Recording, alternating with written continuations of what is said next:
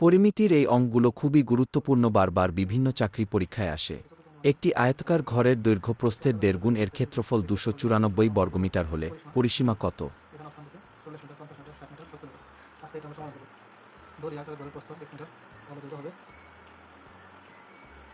দূরত্ব বলতে দৈর্ঘ্য প্রস্থের 1.5 গুণ। প্রস্থ x প্লাস x, তাহলে দৈর্ঘ্য হবে 1.5 গুণ 1.5 ইন্টু x মিটার। আমরা প্রস্থ এবং দৈর্ঘ্য পাইছি, এখন ঘরের ক্ষেত্রফল বের করব। আমাদের ক্ষেত্রফল কী হবে?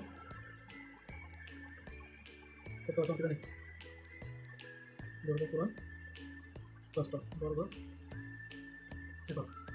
দৈর্ঘ্য মান কত আছে? 1.5x, 1.5x গুণ প্রস্থ কত আছে? x বর্গ মিটার। 1.5x আর x গুণ করলে কত হয়? 1.5x গুণ করলে x স্কয়ার বর্গ মিটার। এখন দেখেন ক্ষেত্রফল আছে কত? 1.5x স্কয়ার, আর এখান ক্ষেত্রফল আছে 294 বর্গ। তাহলে এটা আর এটা সমান। আমরা করে দিই প্রশ্নতে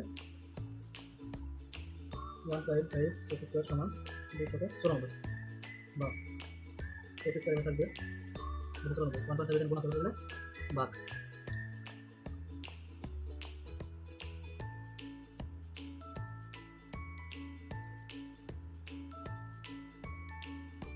সেম x স্কয়ার এখানে আছে 196,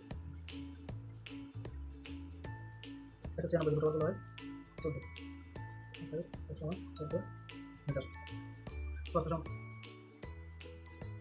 x সমান 14 মিটার, দৈর্ঘ্য সমান কত হবে? 1.5 গুণ 14, 10 সাথে অতএব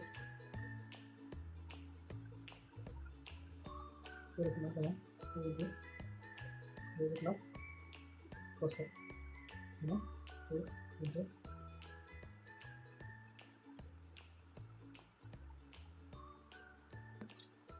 14 মিটার।